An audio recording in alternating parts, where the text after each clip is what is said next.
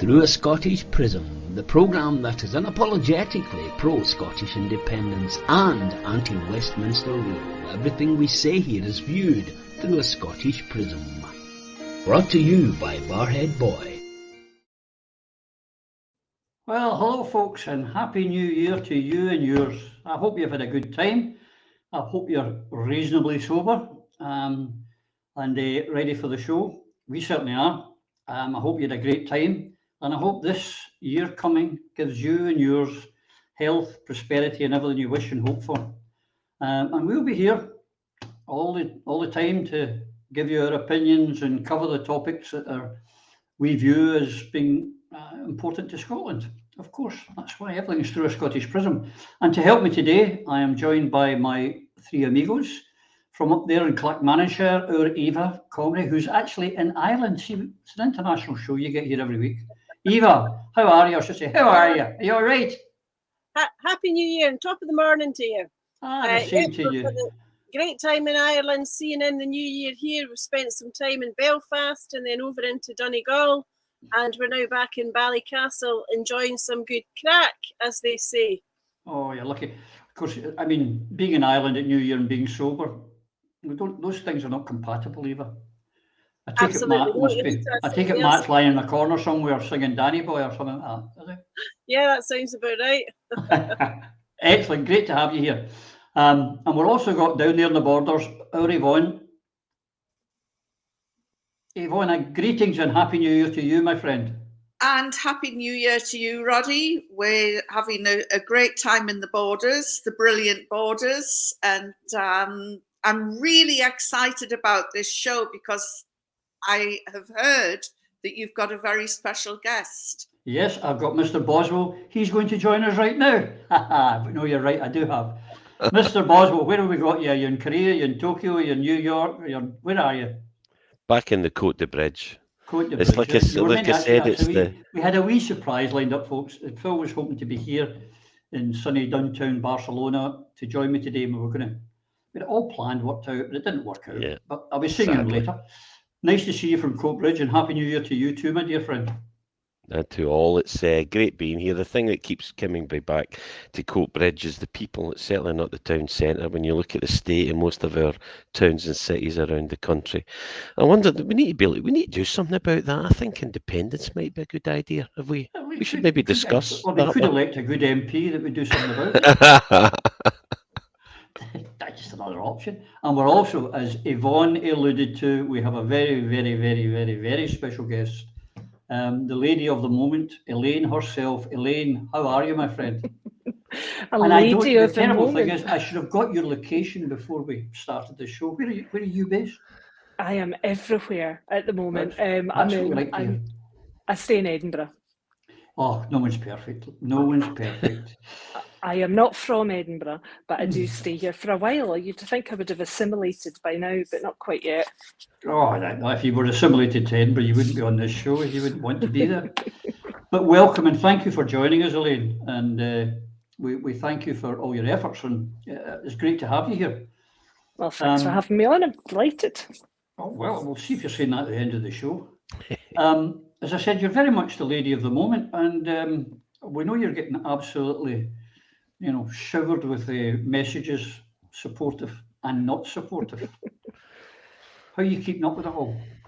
Well, I'm not. I haven't opened Facebook or Instagram or YouTube at all. Twitter's been more than enough, and it's been, I don't know how people do it. People that have got loads of followers, they must have to have help to manage it. It's you could spend all day, every day arguing with people online if you wanted to, but I don't think that'd be very good for you. What you do is you get deboosted by them all, and so all these followers you have, you don't have to cope with them all. But that's another story for another day. Well, here we are, folks. Our first show of the year. The year just gone past. The parliaments are closed, so there's not a lot of fresh stuff happening. But what is the topic of the day, which was the same topic last week when we spoke, is the fallout and continuing saga of the GRR bill. Now, Eva is our Equalities Officer in the Alapa Party. Are you getting much in your mailbox and mailbag from people on this? Yes, indeed, Roddy. And actually, it's quite appropriate that I see your blog today in relation to the conflict that has arisen here between Holyrood and Westminster. And you and I and the others here as independence supporters really are torn and troubled by this. It's highly unfortunate that we see a position whereby Westminster may step in and try to prevent the royal assent being given to the bill and prevent it becoming an act. And, you know, having fought for independence all my adult life, there is nothing that I would hate more than have to agree with Westminster here. We need a solution made in Scotland, for Scotland, by Scotland. And I think what needs to happen is that the SNP and Green and Labour MSPs who voted for the bill ought to be taking cognizance of the views of the electorate, the vast majority of whom, when they know what is involved in the context of self-ID, are diametrically opposed to it. Hopefully they will take notice and be able to cut it off at the pass before Westminster are able to take any kudos out of preventing it proceeding. Yeah, it is, as I've said in my blog today, and Eva's alluded to, Yvonne, there is this, I've got this internal conflict going, and I don't know how you feel about it. I mean, as Eva so succinctly put, all our lives we've been opposed to Westminster taking decisions for us, and we want to take those decisions ourselves. And as I've opined in my article today, he said, pushing it like Billy O, www.barheadboy.com. Conflict, look it up. I've said, you know, I hate this bill with every fibre of my body, but I also hate that foreign politicians from a foreign country step in. We should be able to take decisions, good or bad, in our own country and handle it in our own country. How do you feel? Do you feel conflicted, or are you down one way or the other? Well, unfortunately, the MP here in the Borders is a Tory. So anytime I want to raise an issue to do with Palestine, or one of my friends who was recently arrested in Saudi, I have to go through my local MP, who is a Tory, and I hate going cap in hand to him. Although I have to say, as a constituency MP, he's very good, but I dread every election coming up because he knows me. And I'm waiting for the day when he says, I'm a great constituency MP, ask Yvonne Ridley. Of course, I could never endorse a Tory. And I am really conflicted over this. And I'm like Elaine, I'm a member of quite a few women's groups, and they've discussed it. And one of them suggested that we sign a petition to ask Westminster to block this horrific bill. And there was a straw poll, who's up for it? And I said, definitely not. But everybody else said yes. So I found myself in the minority, and it is something I'm going to have to wrestle with, because the majority of the sisterhood is obviously putting this first. And in fact, the thing that worries me the most is that women are so passionate about smashing this vile, vile bill that some of them have indicated it is much more important than independence.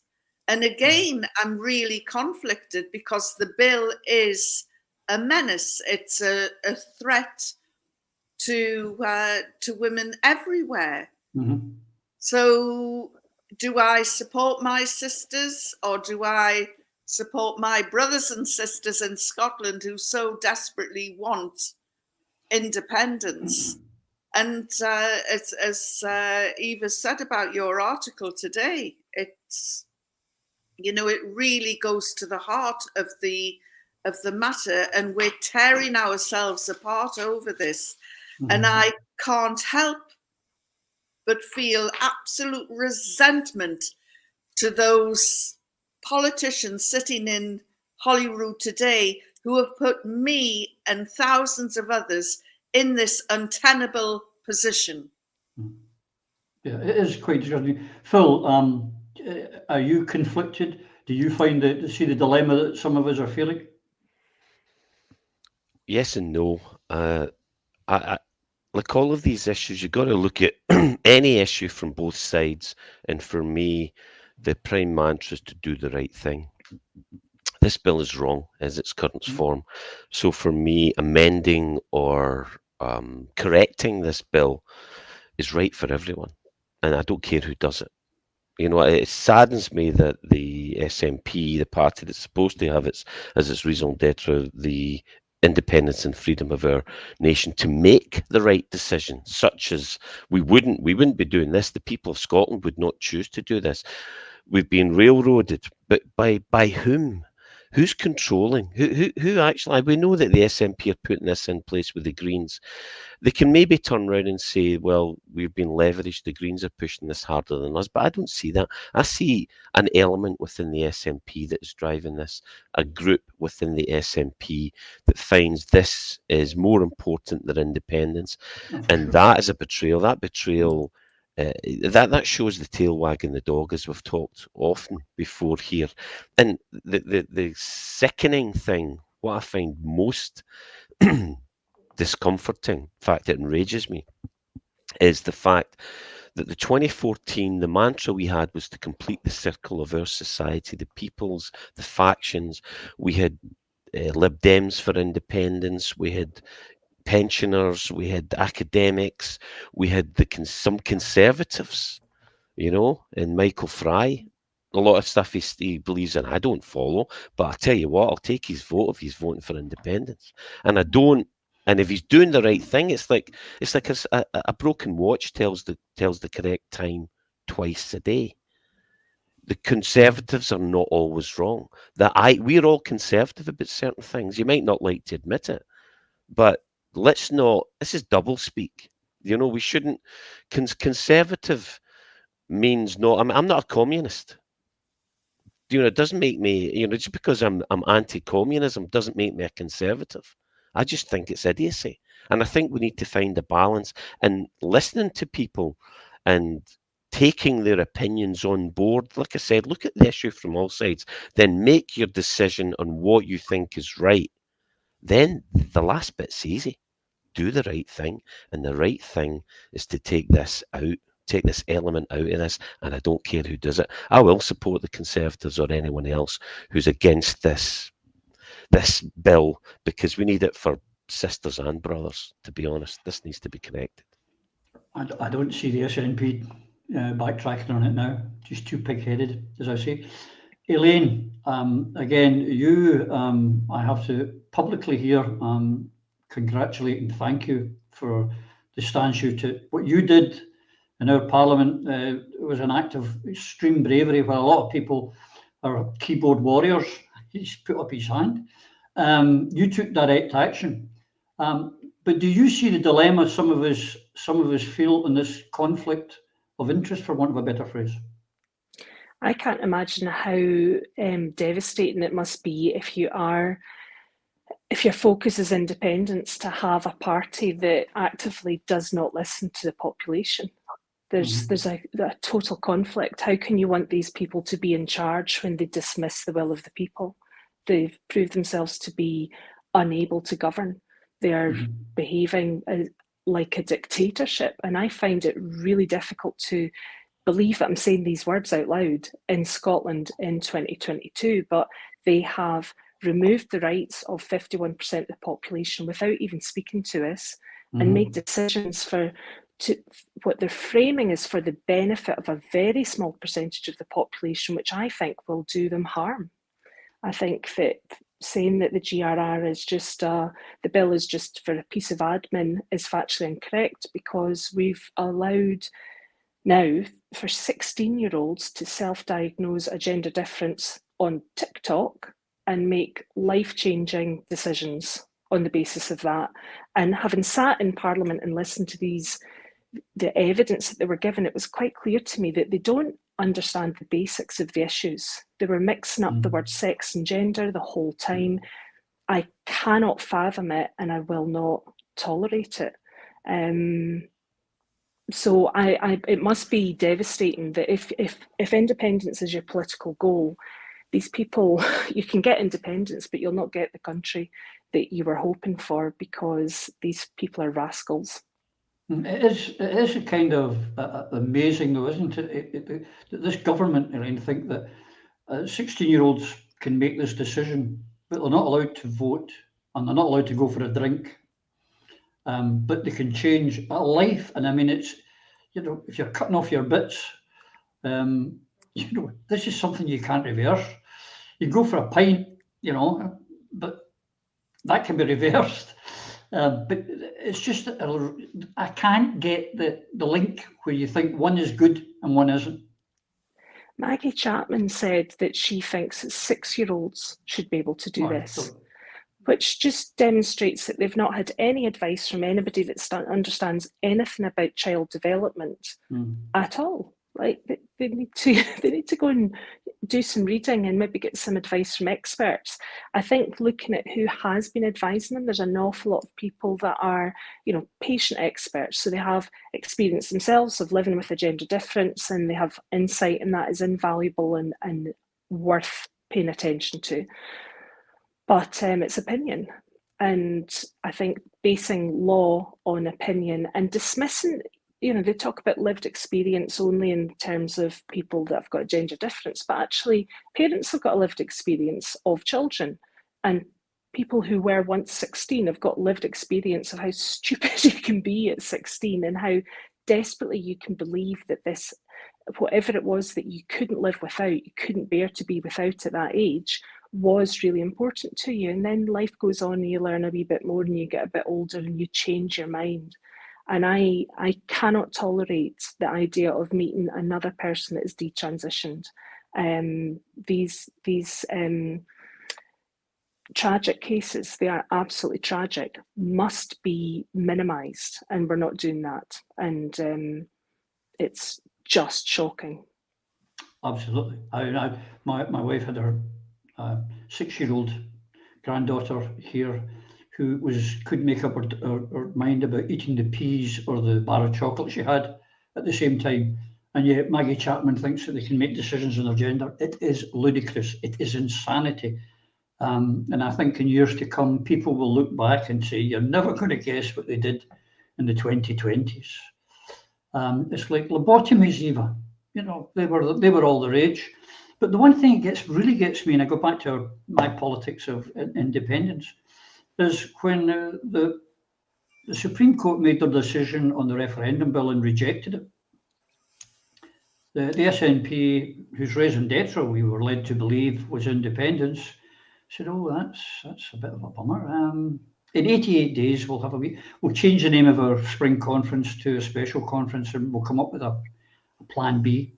And yet, just we've been talking about before, the Tories have made a decision here, one way or t'other, on the GRR. They are already coming out and saying, we will vigorously defend this. It kind of shows where their priorities are now, doesn't it?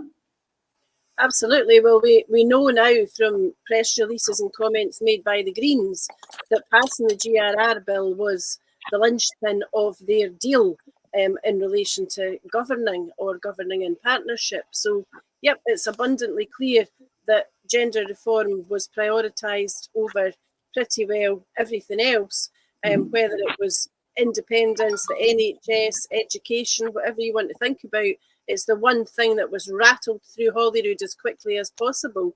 I'm still interested to establish the reason for the haste. There's no good reason for it that I can see, because hastily made law is usually not good law. And I think what ought to have happened, as we've said before, is the debate should have been extended, the consultations should have been conducted in a more professional, meaningful fashion. Evidence which is readily available and was ignored should have been collated, not least in relation to detransitioners' experiences, as Elaine has said, of parents, and experiences and fears, genuinely validly held fears of women for themselves and for their children. The very fact that you've got, for example, Angus Brendan McNeil commenting, I think it was yesterday, in respect of dangers of this bill says it all. We know that the SNP is split on this point. We know that there are SNP MSPs who didn't understand and didn't agree with the principles of the bill, but they voted for it anyway. We see, I think, it was yesterday, that Joanna Cherry and Roddy Dunlop, both King's Counsel, have now been blocked on Twitter by Joe Fitzpatrick, the chairman of the very committee that considered this matter. Now, are you seriously trying to tell me that Joe Fitzpatrick does not wish to hear the views of probably the two greatest legal minds, or two of the greatest legal minds in Scotland today? One woman took on and won and beat the Westminster government down in the Supreme Court, and the other man who's been a long established advisor in relation to all of these matters. Both people who speak knowledgeably, with experience, and in a calm, sensible, measured fashion. They are the best of Scotland, and that they are being ignored by one whose political career is now on a very shaky nail says all about the motivation of some in Scottish politics today, and it's a sheer embarrassment. The other aspect of it, which is also cringeworthy in the extreme, is that we've had Nicola Sturgeon from day one refer to the abolition of the medicalisation aspect and the introduction of self-identification only as a minor administrative change.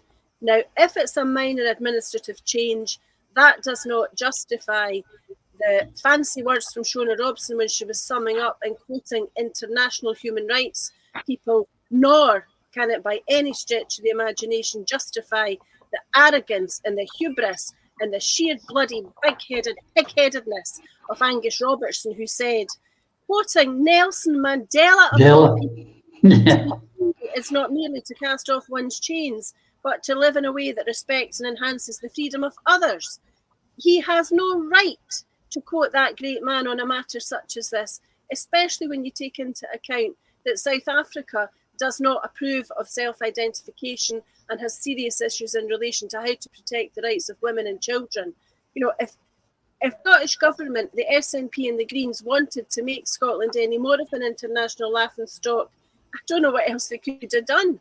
The whole thing is ludicrous, untenable, embarrassing, and it's only going to end in tears. But I hope it's the tears of the people that are responsible for this legislation, not the victims who have repeatedly been ignored, been abused, been subject to threats, and the accused were not valid when we now know they are shared by very many people in the country, including elected politicians and representatives of the parties in government.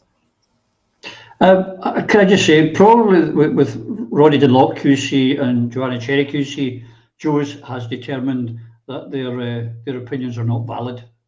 So that's that explained.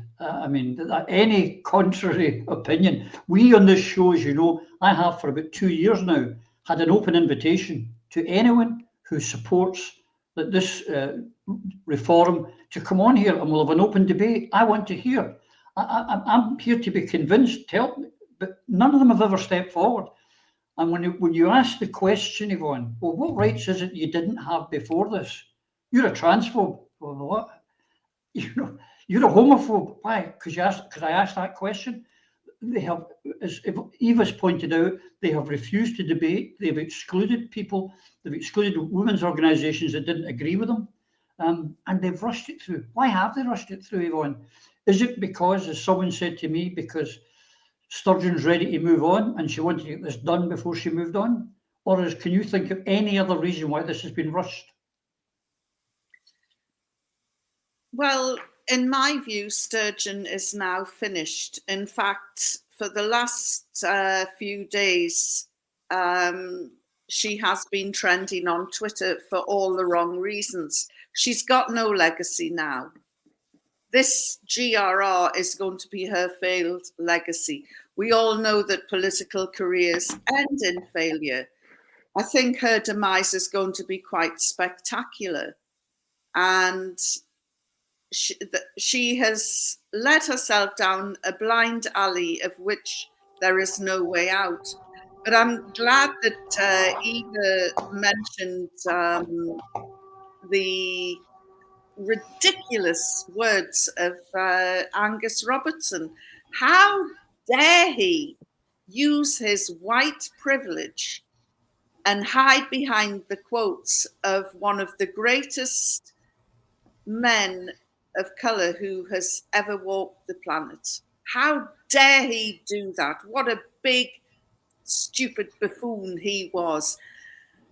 I usually visit South Africa at least once a year. I do a lot of work on human rights, and that has brought me into contact with a lot of the ANC leadership and many of those that graduated from the University of Robben Island, where, of course, Mandela was imprisoned for most of his 27 years. And he was such a huge champion of women's rights that he said freedom cannot be achieved unless women have been emancipated from all forms of oppression.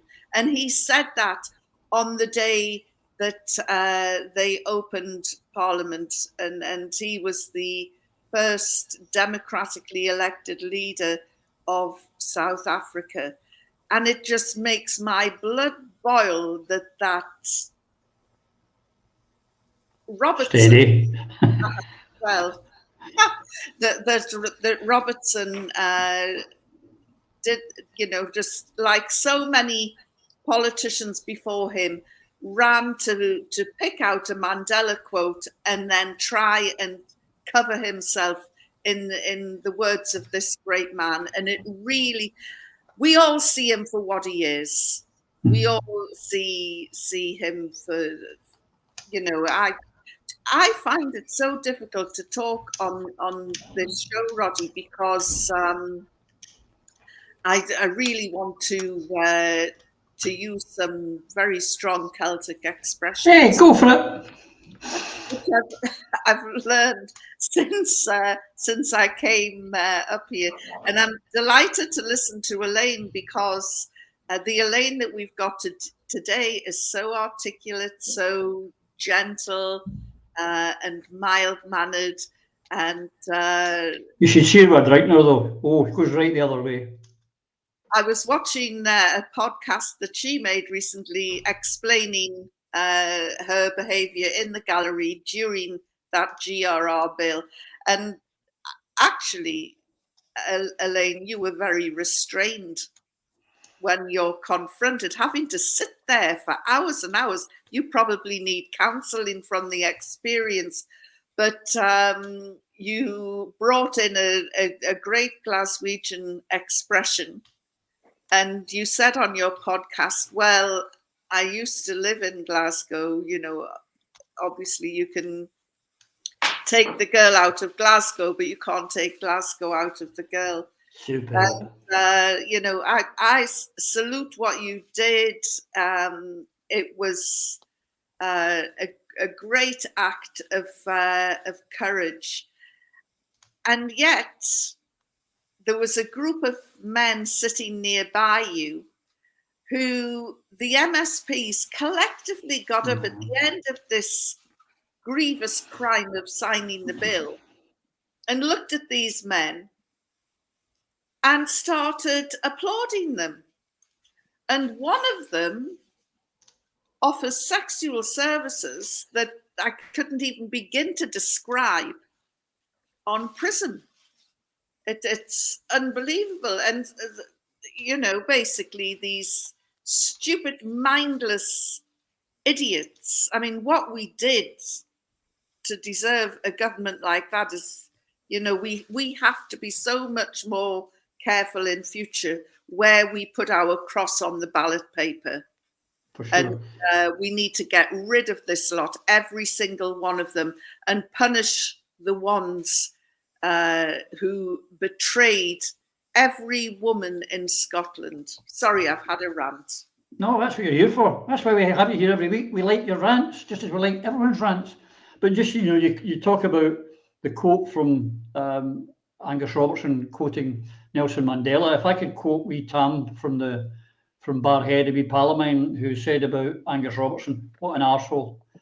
And I prefer wee Tam's version. As to say what you like, as I've just shown you can, there was a thing went up recently on one of my followers on Twitter showed me that now new people, anyone trying to follow me has to put in their date of birth, because apparently I've got adult content in my Twitter feed. I missed it.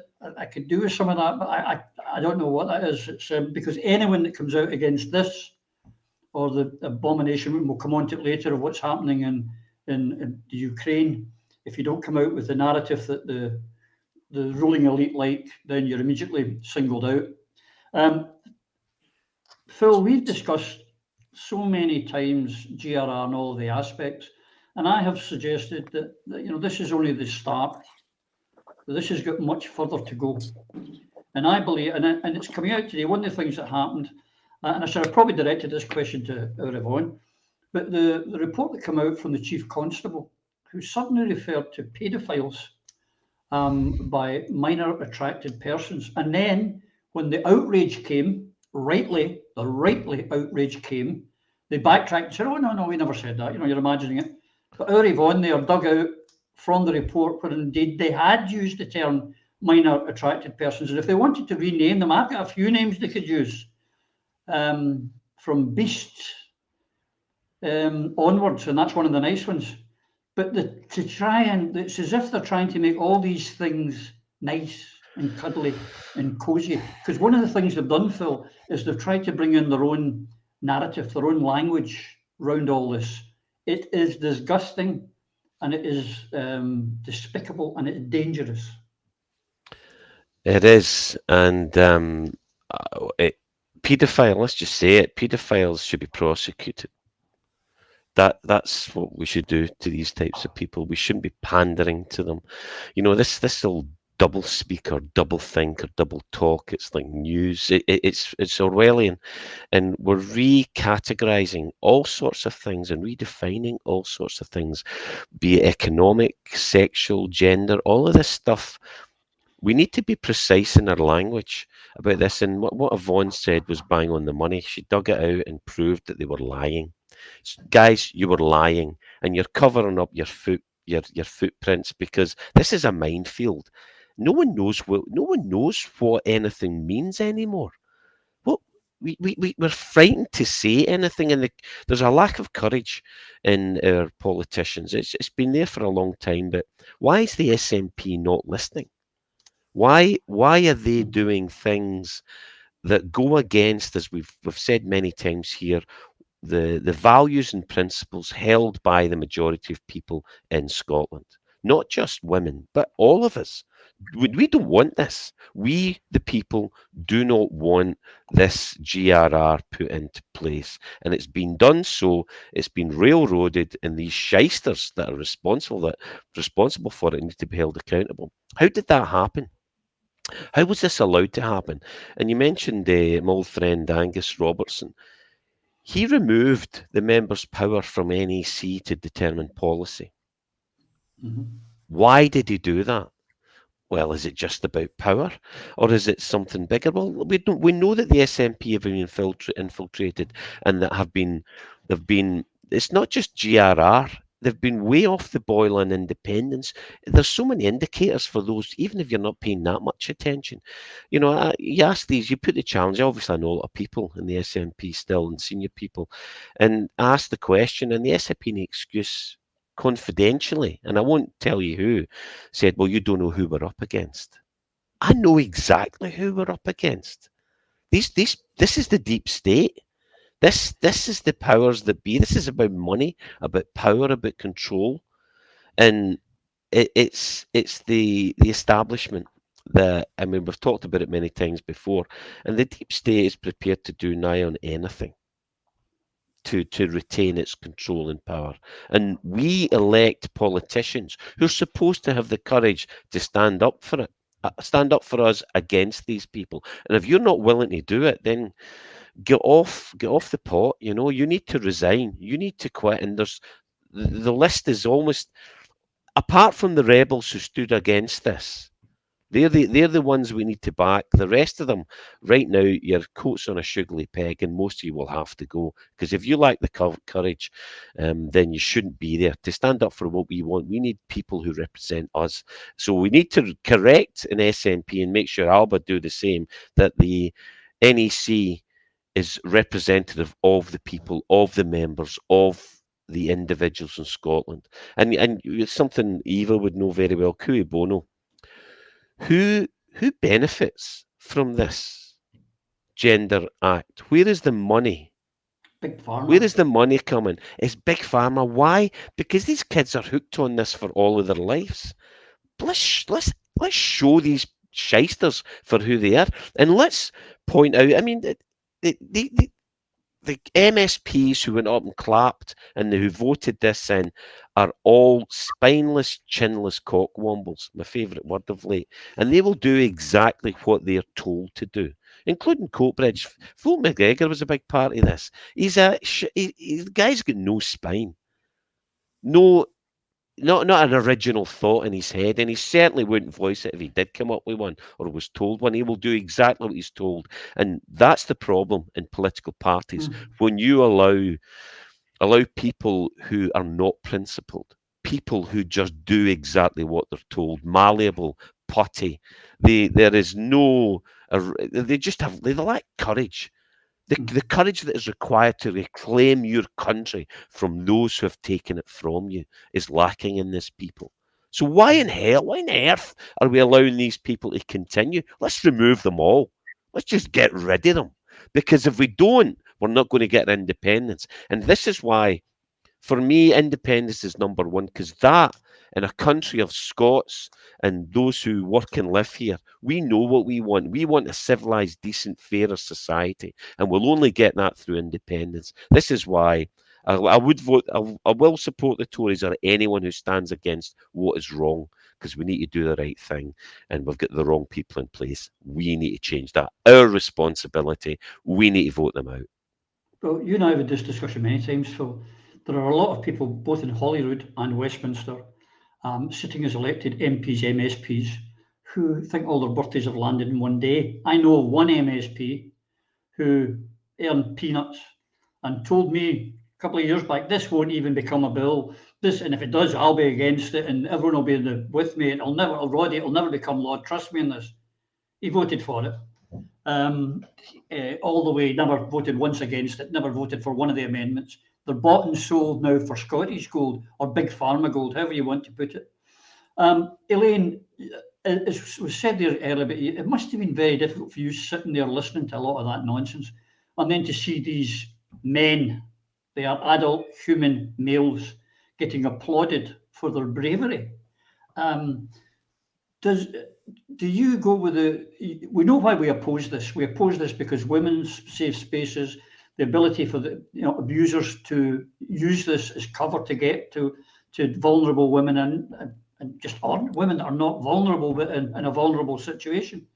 But do you think it's the thin end of the wedge? Is there more to come after this? Or am I just being a conspiracy theorist?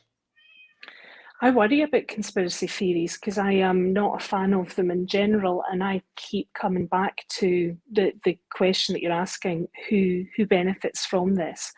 And in any scandal, ultimately the two reasons are money and sex.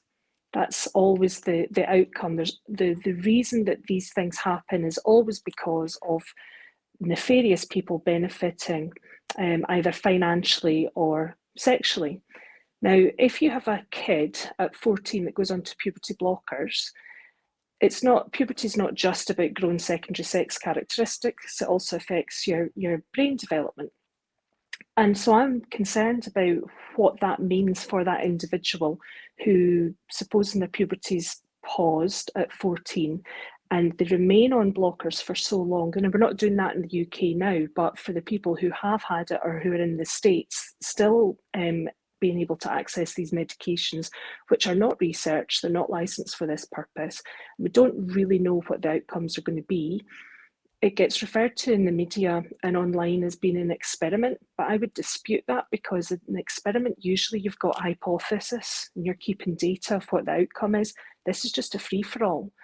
So what you're doing is pausing that person's brain maturation at the age of 14, and if they miss the window to go into natural puberty, the brain may not develop properly. So then you're going to land up with an adult person who might be 25 years old and able to consent to activities that a 14-year-old wouldn't be able to, but their mental development, who knows where it is. Their secondary sex characteristics are affected. We know that male people who go onto these blockers then don't land up with enough tissue to do the genital surgery that very few actually trans women want to have. But if they did, there's just not enough growth to make a neo-vagina. So you can land up with an adult person who's got reduced secondary sex characteristics, so their body looks childlike and their brain is less developed. Well, I can't think of who would benefit from that except for somebody that's not very nice. Exactly. It raises It's big pharma, big business. Well, in the States, the surgery costs about $150,000 for each one, and people are having 3 revisions or more of the operation because it's not really in the surgeon's interest to get it right the first time. And some of what they're doing surgically is, from a medical ethics point of view, just questionable. There's never been any ethics looked at it. And none of this was examined in the consultation, the run up to the vote in the GRR, which really troubles me because we're going to land up what the detransitioners said. So there were 2 very brave people who went and gave their own personal account. And unfortunately, most of the committee didn't go to listen to these 2 people talk. And they said categorically, if you get the bit of paper, you then want to transition physically. You want to go on to the treatment. And if you do that at 16, that's what these people are going to want to do. Well, for a start, we can accommodate that need because the gender clinics are in a mess. You know, the waiting list is 4 years. We don't do the surgery in Scotland anyway. And the medical transition has no evidence to support it. So why would you put this stuff in place to give people hope that they can have an actual transition? Because it's so important to these people. They're not doing it by accident. They're doing it because they really genuinely believe themselves to they will have a better life if they can live as if they're of the opposite sex. But the way it was being discussed in Parliament was as if you can actually change sex, as if you actually would be able to transition from a male person to a female person and be perceived as a female person by the whole world. And this is just factually incorrect.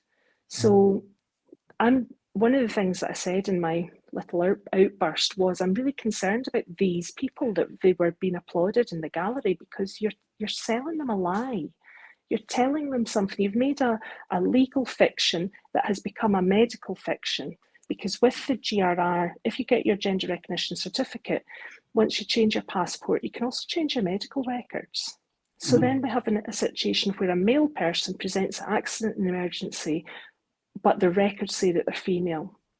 And harm has been done by that, because people that are, they have they're sexual predators that are aiming to access vulnerable women, like you just said, Roddy. And also, there's been harm done the other way around in the States. There was a very sad case of a trans man that presented an accident emergency with abdominal pain. And that person told the triage nurse that they were transgender, but the nurse didn't quite pick up on what that meant. And the person's medical record said that they were male. And for one reason or another, by the time they realised that this person was actually female and pregnant and in early labour, the baby had died. Now, if that person's record said that they were female, the first thing they would have done would be to clear abdominal pain, clear for pregnancy. And because it didn't happen, this infant was lost. It's just staggering to me that you can make a legal fiction that is going to land up. We know it will do harm, and these people have voted it through. Mainly, I think that you're absolutely right. It's cowardice. And it's not just the SNP. After the detransitioner talk, I was speaking to an MSP that's Labour, and that was the day that I interrupted Shona Robertson. I'm never going to get back into Holyrood, that's for sure.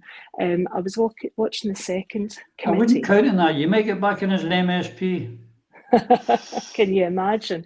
I have Yes, subtitles in my face. Yes, I can. Come and join Alipur. I would be rabble rousing, I think. Yeah, that's true. I was watching Shona Robertson in the meeting, and every time a submission came that didn't fit with the SNP policies, she just ignored it. It was extraordinary. I've never seen anything like it, because I thought that this was a serious business and it was like playground stuff. Now, I've heard that Holyrood, behaves like a pantomime, but actually sitting watching it, I was really shocked. And then watching it in the debate in, what's it called? I've forgotten the word for it, the main place, and they're all discussing it, and the same thing's going on. When people were given important evidence, the SNP senior politicians are sitting texting each other. And it was fascinating being able to see it live, because when you're watching it on TV, obviously you don't see the whole nuance, you don't see the whole picture of who's speaking to who and who's ignoring who.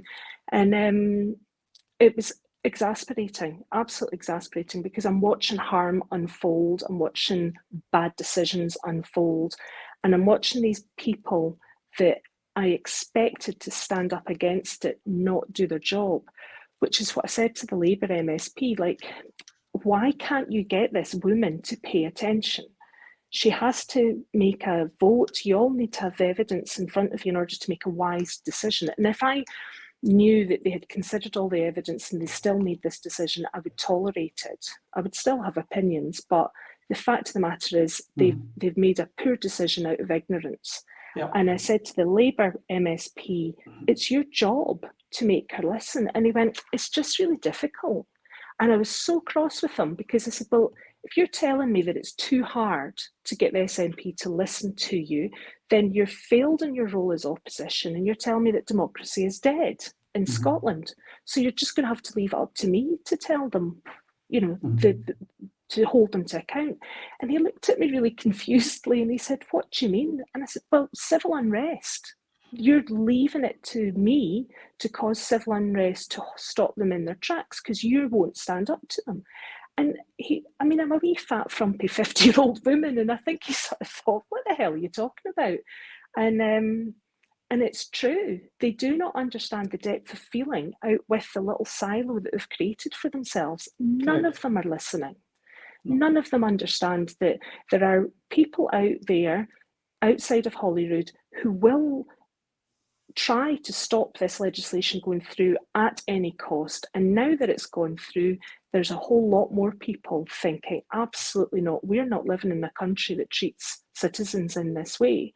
And goodness knows what will happen, but I think it could be quite good fun, some of it, because if they're not going to follow the rules, why would we? Absolutely.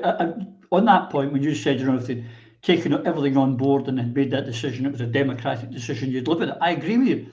With this debate, I can't remember what year it was, Phil, in the SNP, when it was on NATO. I think was it 2012 or something? I can't remember.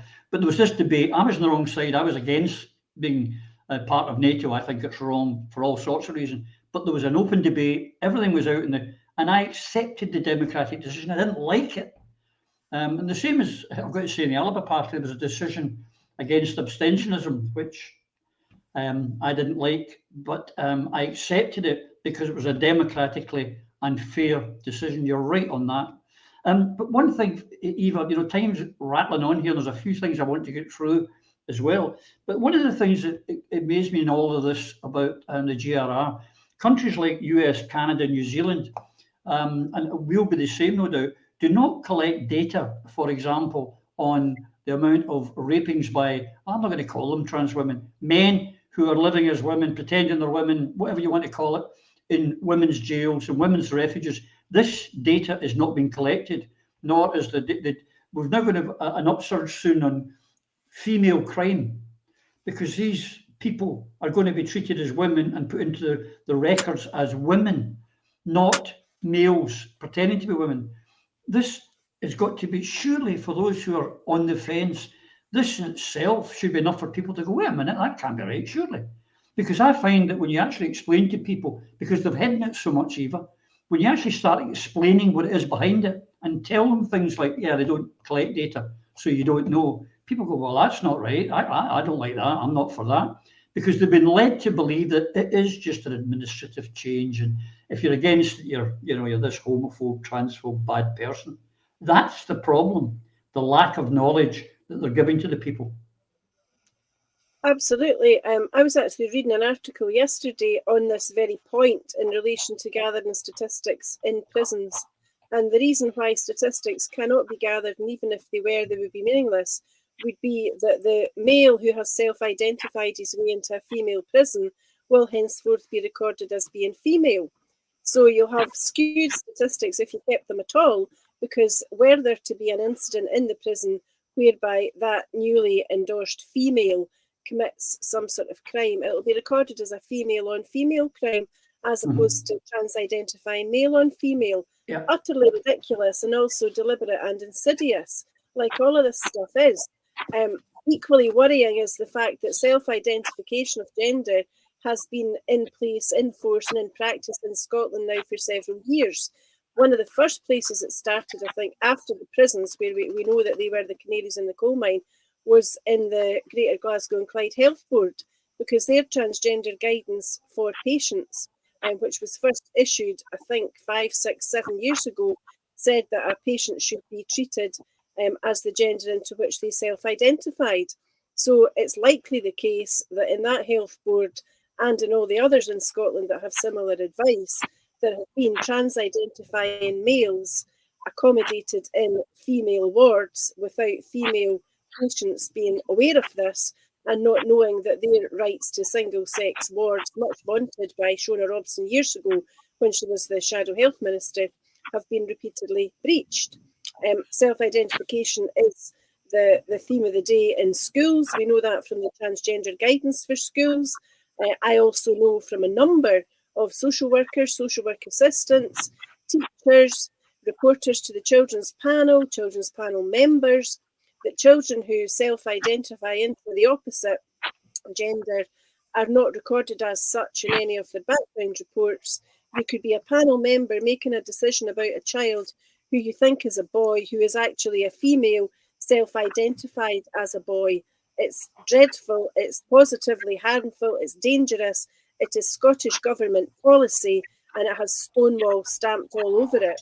It can only, as I said before, it can only end in tears. And I think one of the major issues for this government is that their attempt to keep all of the secret been blown wide open by Elaine and people like her and Yvonne and all the others in the Women Won't Wheesht campaign. We will not wheesht, we will not give up, we will not give in, and this bill will be removed from the statute book one day, come hell or high water. You know, there is nothing more powerful than women when they are defending their rights and the rights of their children. And I take my hat off to Elaine for the stance that she's taken, and I'm happy to stand beside her every day of the week. When we were at Cornton Vale for the protest there a couple of weeks ago, one of the women brought a figure of a life-size cutout of the, I suppose now notorious prisoner Katie Zolotowski, who is male but is accommodated in Cornton Vale, a women's prison. He's 6'5". He is there as the result of claims by the Scottish Prison Service that they've conducted a risk assessment. I could have conducted that risk assessment without meeting him. He's 6'5", he's a sex offender, he has no business being in a women's prison. The fact that he is again an international embarrassment for Scotland, and it's something that the Justice Minister, if he had the brains he was born with, would be doing something about today, as opposed to blocking people on Twitter himself when he doesn't like the rationale behind their own claims. So high time he got the finger out and did the job that he was elected to do. Yeah, Can I absolutely. hop in? Sure. Can I hop in and add something to that? The other thing about the way the loss of data is if you change your sex on your birth certificate and you are a trans person and you've been on treatment and you die prematurely, we won't be able to record that data. So actually the outcomes for this population themselves are going to be lost because of this muddle up in the legislation. And we know that if a female person goes into premature menopause under the age of 45, it increases her risk of getting osteoporosis, dementia and cardiovascular disease. And that's why that woman would be offered HRT as a preventative measure. And I've asked at a conference to a gender specialist, what is the protective effect of gender against this? Because if we give a 19-year-old cross-sex hormones and we put that female person onto testosterone, you're effectively making them menopausal. And she's in menopause 30 years too early. What is that going to do to her outcomes?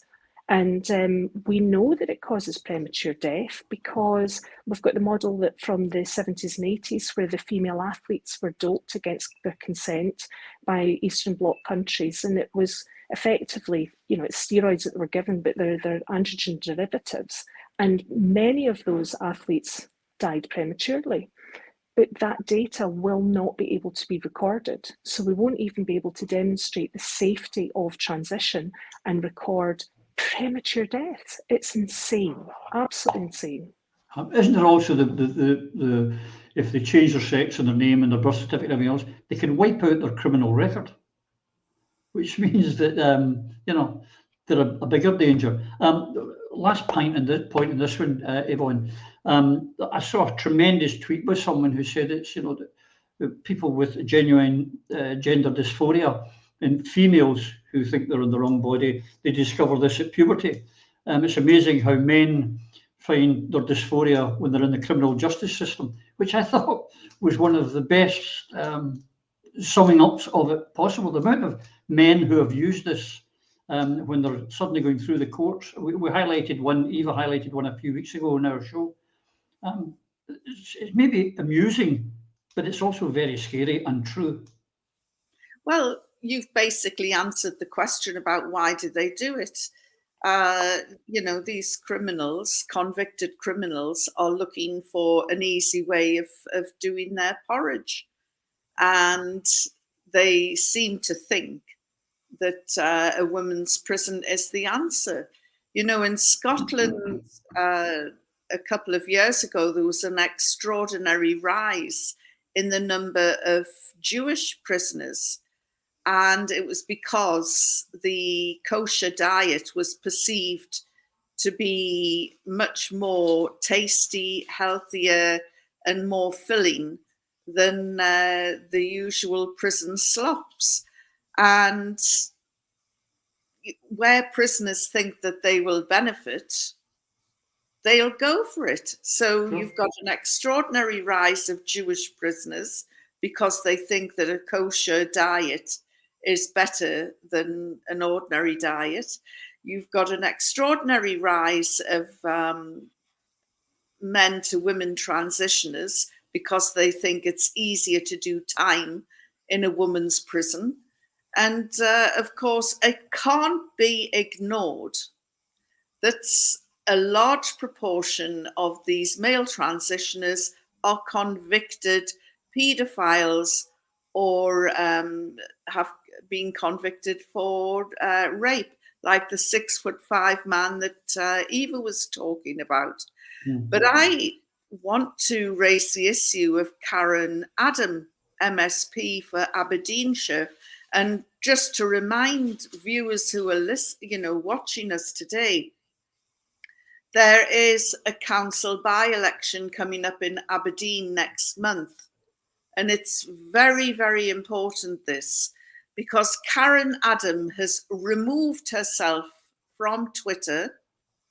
I suspect she's been ordered off Twitter by the SNP, which was trending for 2 days recently as the Scottish Nonce Party.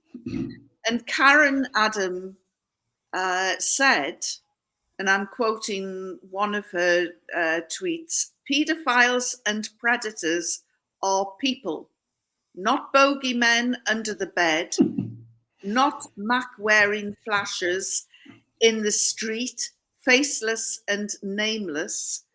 They are our family, friends, and colleagues They are not scary monsters.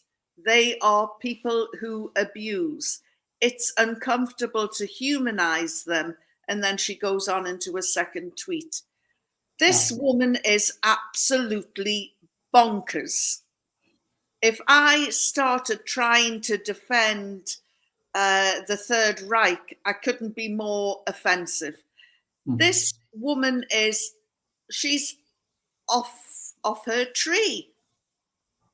And she's obviously, she has either invoked a pile-on of outraged people, or the SNP HQ has got on the phone and said, get the hell off Twitter now.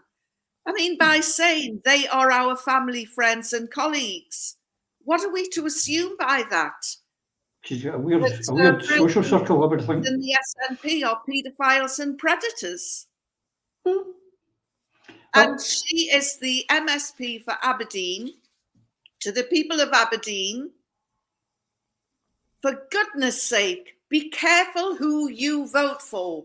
You've got a by-election coming up. There is an excellent Alipur candidate. If you want to punish the SNP, vote for him. Yeah, well said. I'm with that. And I want to sides and vote. And any Prism viewers, I would say, if you know anyone in Aberdeen, get on the phone to them and tell them to vote for the Alipur candidate. For God's sake, we've got to get these lunatics out of politics altogether. I want to thank you for that, because what you've actually, I think, triggered is our first angry Phil moment. I was smiling, not about what you were saying, because I could see Phil I could see the combustion building up. So they're just our friends, our family, and they're not, we shouldn't dehumanize them, Phil, and they're just ordinary people. What do you think, mate? Go for it. And colleagues. No. Yeah, and colleagues. No, I think Yvonne nailed it. Absolutely nailed it and articulated it exactly as it ought to be articulated. This woman has lost it. This virtue signalling, this popularist cowardice is inexcusable.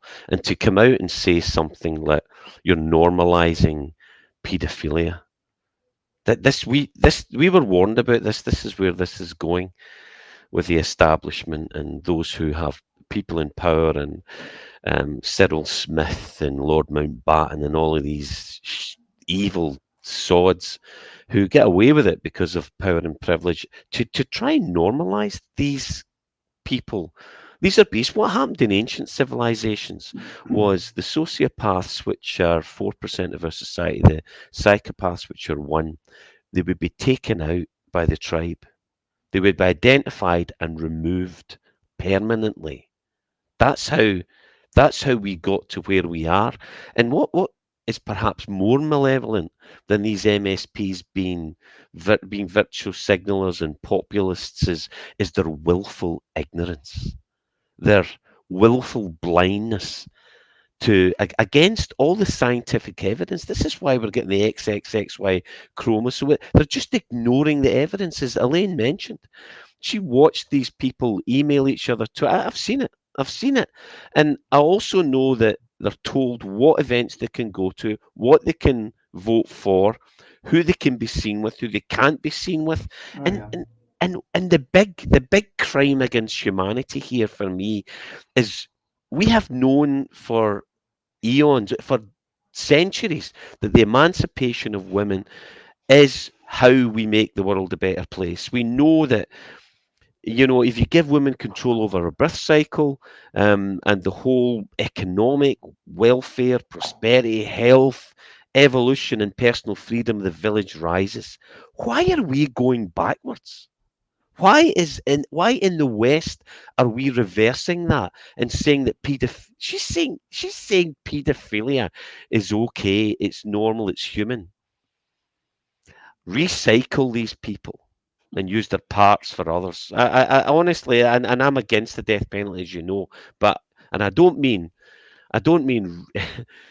these are institutions. You cannot rehabilitate these people. That's what the evidence suggests. I'm not an expert in the subject, but what I've read, it seems to be that they cannot be fixed. You have to keep them apart from society.